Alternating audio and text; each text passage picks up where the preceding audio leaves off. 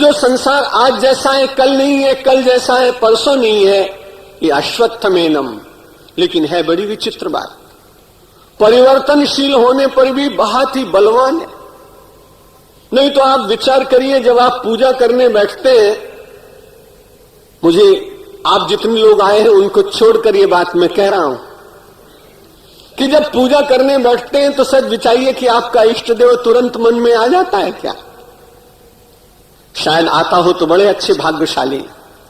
लेकिन कठिनाई क्या है कि जब हम भगवान की पूजा करने बैठते हैं तभी संसार की बातें ज्यादा आती।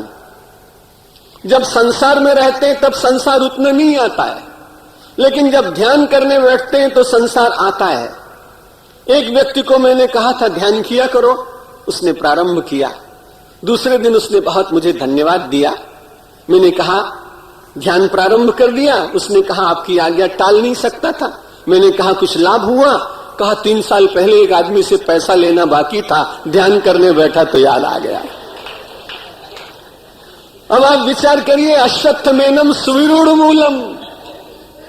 परमात्मा का ध्यान करने बैठे और व्यापार याद आ गया, उधार का लेना देना याद आ गया।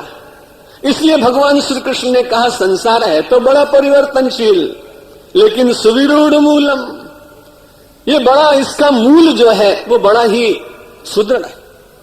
इसलिए इस संसार को काटना, इस संसार को दूर करना, इस संसार की वृत्ति को अपने हृदय से समापन करना, ये बहुत सरल कार्य नहीं। और इसीलिए अपने यहां प्रतिदिन संध्या की बात कही गई।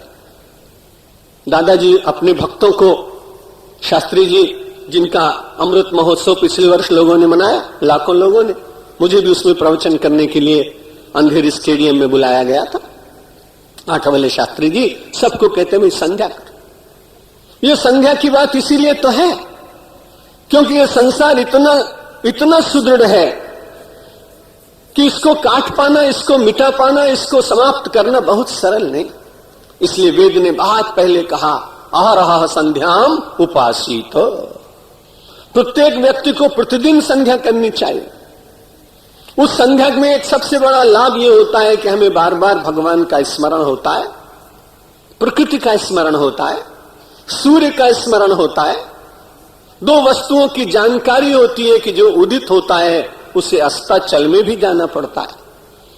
प्रातः काल की संध्या व्यक्ति को पुरुषार्थ का संदेश देती, सायंकाल की संध्या व्यक्ति को पुरुषार्थ के साथ विराम का संदेश देती। यदि मानव के जीवन में पुरुषार्थ और विराम दोनों ये साथ साथ न चले तो निश्चित रूप से बहुत काल तक परिश्रम नहीं कर सकता है। इसलिए परमेश्वर ने रात्रि की रचना की जिसमें मानव विश्राम कर सके। परमात्मा ने दिवस की रचना की जिसमें वह निरंतर श्रम कर सके। और संसार में कोई ऐसा व्यक्ति अधिकार पूर्वक नहीं कह सकता कि मेरे मन में कोई पाप नहीं आएगा। आप क्रिया से तो वंचित कर सकते हैं अपने को, किसी काम की इच्छा हो बुराई की और आप बुराई से अपने को रोक लें, ये तो संभव। लेकिन कोई व्यक्ति अपने मन में पाप ना आए, आज के कठिन कलिकाल में ये संभव नहीं। और इसलिए गोस्वामी तुलसीदास जी ने बड़ी अच्छी बात कही कि आपको मानसिक पाप का फल नहीं मिलेगा। कलयुग करियो पुण्य प्रतापा कि मानस पुण्य हो ही नहीं पापा।